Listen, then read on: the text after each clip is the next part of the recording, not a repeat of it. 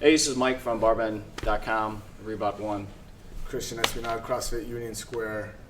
So today we're here with Dr. Andreo Spina of the Functional Anatomy Seminar, FRC, Functional Range Conditioning.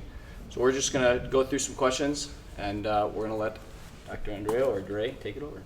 Guys. So what is the overall premise of FRC?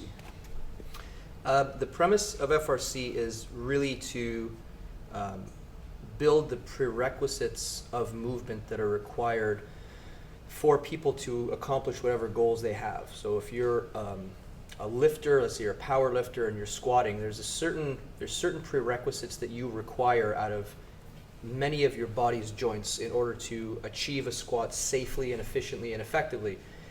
Depending if it's a low bar back squat or a high bar squat or a front squat or a snatch, anything like that, there's different amounts of prerequisites you require.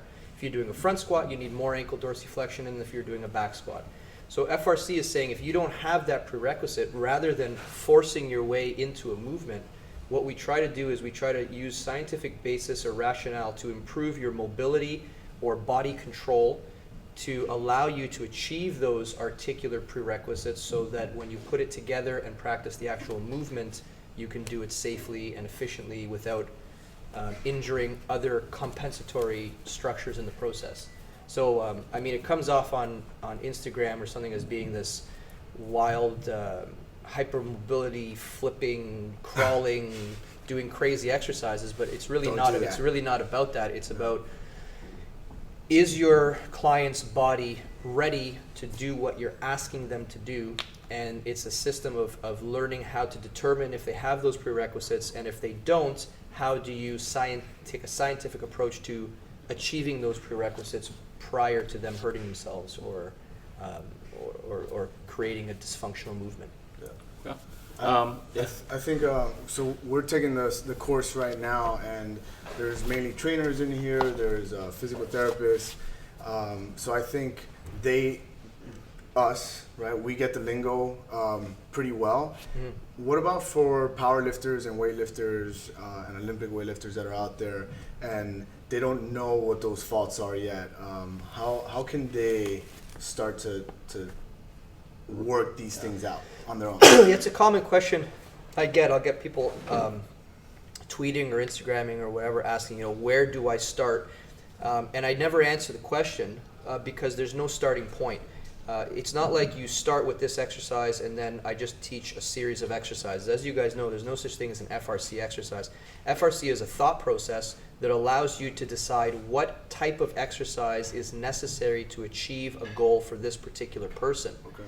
So, I mean, a power lifter watching this, or you're on my social media and you see all these acronyms, and people, for some reason, they get very upset when they see different acronyms. Yeah, CARS and PAILS. And it's almost like they think we're inventing these words to make it more special or separated, but it's not the case at all. We invent these terms because what we're doing with, for example, progressive angular isometric loading or PAILS, there's similarities to stuff like PNF and PIR and different stretch techniques, but it's not the same. Mm-hmm. There's clearly, as you guys now know, there's clearly stages and multiple differences, so we have to give a new name to explain what we're doing. Yeah. So I understand it's frustrating. You start reading one of my posts and I'm saying CARs and passive range holds and liftoffs and what is this? Unfortunately, it all goes into a system, and without the entire system, the individual parts don't make much sense. So I can't look at someone and say, oh, this is a good exercise for you. It's not, there's no good exercise or bad exercise. If I assess the person, or if I teach the people here how to determine what that person needs, then the exercise that they should start with is the exact exercise that they should start with. Yeah. That's the answer. Mm-hmm. So you give me 100 people, I'll give you 100 different exercises because everyone should be at a different stage depending on their goals, depending on how they use their body, what they want to accomplish. So unfortunately, it's not an answer like, can you give me the 3 best shoulder mobility exercises? Yeah. I can't do that. We talked about this during class. Give me a good thoracic spine mobility exercise. Well, unfortunately, a lot of these twisting kind of thoracic spine mobility exercises, the fact is, if you don't have mobility, if your thoracic spine doesn't move and you're just doing these movements, you're not all of a sudden just going to get mobility because you're doing the movements. If you're doing these rotations and there's a chunk of spine that doesn't move, just doing this movement will not entice it to move. You're going to move from the joint above and below. Yeah. So it's not a generic exercise. I can't say just do this exercise. It depends. Which section of your spine is not moving? Which segments do I have to work on specifically before we put it into a global movement? So unfortunately, it's just not a question I can answer. It's too involved to answer. Got it. Or, you know what, and that makes it sound like I'm saying come to the seminar. I'm not saying that either. Find someone who's done it. Yeah. Find someone who's certified and a trainer, and then work with them. Yeah. Yeah. And I mean, it sounds horrible when I say that. Like, I can't give you advice. But the fact of the matter is, if I give anybody advice listening to a podcast, it's the wrong advice because I've never met you and I've never talked to you. I've never assessed you. I don't know what you need. And that's one of the major things we've been talking about here. I don't love any exercise. I don't hate any exercise. I don't care. I care, do you know how to decide when to apply a particular exercise for a particular reason? Boom. Yeah. Cool. All right, so now kind of speaking to the coaches or the individuals that have seen your stuff, taken your courses, or even talking with us. Yeah. Now we have this knowledge and kind of this train of thought. How do we start to implement this within our training regimen, right? For a weightlifter who's already training heavy, I know that there's obviously some faults that I have to address. Do I just say, okay, I got to do all this now, or do I implement little things? Yeah, you can't you give me a very high level athlete and I can break them down and say you shouldn't be doing this, or this. But you can't take an athlete out of their training regimen. It's not fair to the athlete, and it's not fair to their career, for example. Yeah. So there's some people that are squatting that I don't think should be squatting because they don't have the prerequisite. But if it's a power lifter, I mean, power lifters do 3 things. I can't tell them not to squat.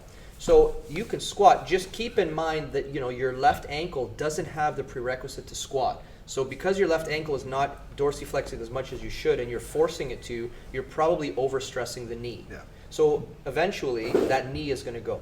So what we do in that sense is we try to fit in this type of work into their training. But having said that, people, when they think of mobility work or the type of stuff that we're doing, they think in terms of accessory work. Like, I'm just going to add this to the most important thing that I do, which is my lifts. My lifts are so important. But you've seen here that there's a lot of people in the seminar today who do snatches who clearly their hip is not functioning well enough to do a snatch correctly. Yeah. So people will often say, how do I fit FRC into my training? But I'll often say after the seminar, how are you going to fit your training into the FRC? Because really, if your hip doesn't move like a human hip should, and you're squatting, it's kind of important to have a good functioning hip to squat. If you don't have that, then the goal has to change from I want to lift 20 more kilos, 30 more kilos to I want to lift it without having to get a hip replacement in 10 years. So I want to fix the hip first. So it all depends on how bad the situation is. Yeah. I mean, if it's just you need a little bit more hip extension, you can work on that as you're training. But if I check a hip and I get no internal rotation at all and I get a hard end feel and I start moving it around and it's crepitus and I'm thinking maybe there's already a degenerative process going on, that's not the person what I would say. Just continue to squat and kill yourself and just throw an exercise in here 1 or twice a week.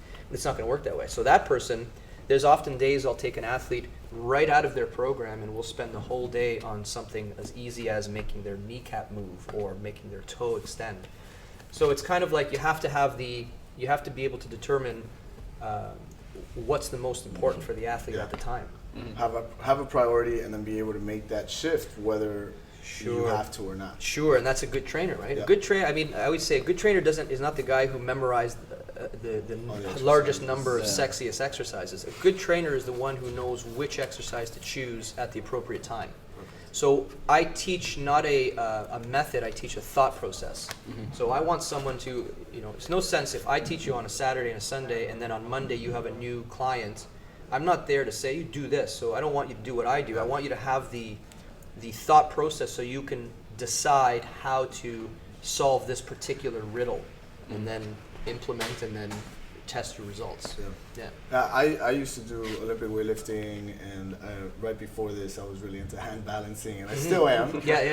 But I really, from we're not done yet. We'll finish up today, but I'm really looking forward to spending time building these things up because I know that later when I decide, hey, I do want to go back into Olympic weightlifting or hand balancing or whatever my movement practice is then, with FRC and this thought process I've been able to build up, a Yeah. good framework for everything else. Yeah, it's a fact that healthier joints make difficult movements easier. Yeah. So when someone's, I want to learn how to hand balance, I want a Cossack squat, I want a back bridge, I want to do that. It's not the movement that you're training. You don't train the back bridge. There's no such, the movement, like we said, doesn't exist. Every time you squat, your body thinks of a different way to do it. So every time you move, the pattern changes. Yeah. The movement stays the same, but the way your body does it changes. So because the nervous system's so variable, instead of practicing the movement, what we do is we say, well, what do you need to be able to do that movement properly? If you're a hand balancer and I say how much wrist extension you have and you show me that much, then clearly it's not a smart idea to propel your entire body weight onto your wrist. So the first step is not, do a handstand against the wall so you don't fall. The first step is build a wrist that can sustain handstands. If you're practicing planches, which is like handstand to the extreme, well, now we have to take your wrist and we have to train it to go into an exaggerated position, which for all intents and purposes is not a normal position for a person's hand. Yeah. So if you don't have that prerequisite, then what ends up happening is the same people who are doing these exercises end up back in my office when I'm treating as a therapist saying, I don't know why my wrist is sore. Yeah, you do, because you're doing handstands, but you can only control that much wrist extension. And that's the problem, right? So you go ahead and you get yourself a wrist that has the prerequisite range. You increase the resilience of the tissue so that it can absorb more load. That's going to decrease the chance of injuring, or at least mitigate the amount of injury. And then when you go back to practice, because you have the degrees of freedom, you have the tools, you have the prerequisite, that movement that was really, really hard for you becomes very, very easy. Same thing we were talking about muscle ups, and people for years, they clearly have the strength, but they keep just practicing the same thing, hearing the same cue, pull your shirt off, pull up. A lot of times it's not that, it's the fact that they don't have proper body control in this position, which is a very awkward position. Or they don't have a proper way, they don't have the proper amount of control to hold strong on a false grip. Yep. You say something, just go on a false grip, practice your false grip, go on the rings and hold strong.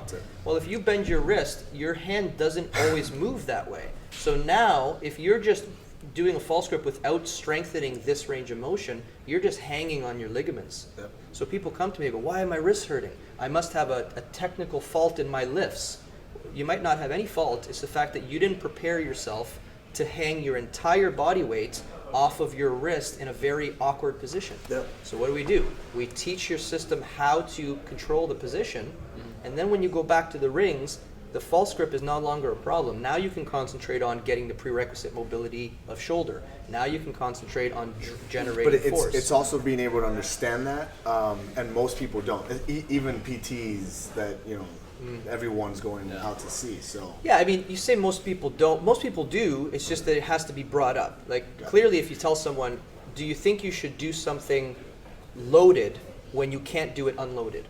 As soon as you say that sentence, people are like, "Well, yeah, that makes a lot of sense." If I see someone squatting 315 pounds, and then I say, "Put the bar down and just sit in a deep squat and show me how comfortable you are," and they're off balance and they're not comfortable, well, that means that in that position, if a variable comes into play during the course of the movement, you cannot compensate for the variable. And if you can't compensate for a variable, that's when injuries occur. So if you can't do something unloaded, you should expect to injure yourself if you do it loaded. So people do know, it's just having someone bring it up and saying, hey guys, I mean, your wrist goes here, you're forcing it back here, you've never been there before. Why do you think that your small little carpal bones and ligaments should automatically be able to sustain 165 pounds of load? Right? It's luckily just an assumption. I built a cyst to work around that. Well, yeah, the cyst will toughen it up so you don't. But yeah. I actually want to finish off with that last question about where do you see FRC heading? Like, what's the vision? What's the end goal here? We're certifying people all over the world, and what we're noticing is that you first want to work with people who are high-level athletes. So you do work with athletes, we do work with MLB teams, NBA teams, a bunch of people. And then what we start to realize is that these principles work equally as well with people with motor neuron diseases, elderly people, children, sedentary people, whatever. So now what we're doing, we're seeing the system spread. We have multiple different types of therapists and trainers with a wide variety of populations, and they're applying it to all of these populations, and we're finding very similar results. So, I mean, the expansion is going to be getting more and more people to understand the idea of building a prerequisite before doing sexy exercises that you see on Instagram, right? You got to build what your prerequisite first. So we're trying to spread that, and the more and more trainers that view things under this lens, we hope it just gets more and more popular that way. Awesome. Yeah. I'm really glad I got the opportunity to come here. Yeah. I only knew the sexy movements on Instagram and all your great coaches, you know, showing us some cool stuff. Yeah. So I'm glad I got out here. I highly recommend it to anybody out there listening or watching. Thank you. Check out FRC. Where can we find you? I'm at Dr. Andreo Spina for most social media stuff, and the website is functionalanatomyseminars.com. So you can learn about FRC, you can learn about FR, you can learn about kin stretch, all off the site. Awesome. All right. Cool. Great. Thanks for your time, man. Yeah, thank you. Thank you, boys. All right, we're out. Fitness League, ChrisJespinal.com. Check it Mike out. J. Dewar.